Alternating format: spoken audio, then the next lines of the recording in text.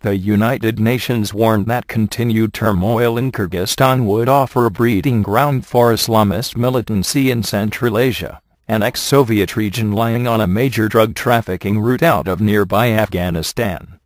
Home to U.S. and Russian air bases, Kyrgyzstan has been turbulent since a revolt in April toppled its president, Kurmanbek Bakiyev, and brought an interim government to power.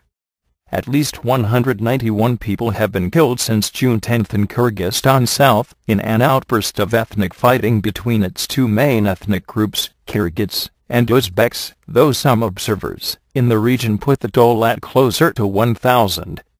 The violence has subsided in the last 2 days, but up to 100,000 people have fled their homes and set up camps in the Ferghana Valley, where Kyrgyzstan borders Uzbekistan. But worries about security persist ahead of the June 27 referendum on the country's future, which, together with the refugee exodus, add a further challenge to the new Kyrgyz authorities' ability to organize the vote. The new leadership, which has not been formally elected, said it is determined to hold the vote which it needs in order to entrench its rule and press ahead with the reform plan. The situation in Ush is stabilizing. We have enough forces, as Kurmanbek Bakiyev, an interim deputy premier, told reporters in the capital Bishkek. We have to hold the referendum and enter a legal field. We need this like air. Everyone who calls themselves a Kyrgyz citizen must vote in the referendum. Russia and the West fear that instability in the ex-Soviet republic could produce a safe haven for international militants or reinforce Central Asia's own homegrown Islamist groups.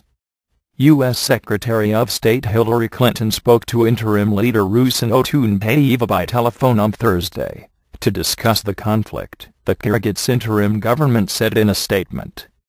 Assistant Secretary of State Robert Blake, the top U.S. official for Central Asia, is due to visit Bishkek on Friday. Otunbayev earlier spoke to Russian President Dmitry Medvedev. Despite Kyrgyzstan's pleas, Moscow, which sent troops to Kyrgyzstan in 1990 to quell a similar conflict when Central Asia was still part of the Soviet Union, has refused to intervene this time, describing it as a domestic Kyrgyz issue. Humanitarian aid. Islamist extremism is rare in Central Asia, a secular region ruled from Moscow until the Soviet Union's collapse in 1991. But deepening problems such as poverty, illiteracy, and people's growing frustration with their governments have made them more susceptible to Islamist ideas, emboldening radical groups to gain strength in Central Asia. There is a threat of extremism in the Ferghana Valley and, more broadly, in Central Asia as a whole, in the sense that Central Asia borders Afghanistan. United Nations Special Envoy Miroslav Jenka told Reuters in an interview late on Wednesday. There are various extremist organizations, and of course in these circumstances they are finding a fertile ground to fulfill their plans.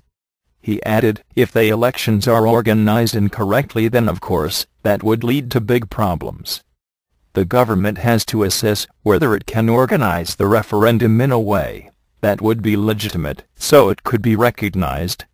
Humanitarian aid has been flowing to the south, but observers say it is not reaching many neighborhoods that have barricaded themselves in for fear of further violence.